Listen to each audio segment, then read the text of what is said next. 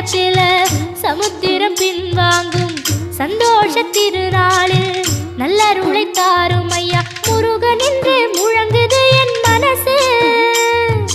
கடலை போல உன் கருணை பெருசு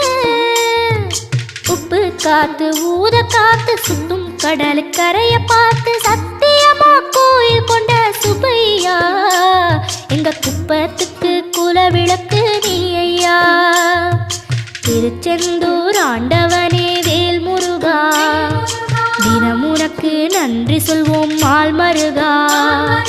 திருவடியில் தவம் இருப்போம் திருமுருகா தீர்ப்பெழுது நலமெனவே வடிவ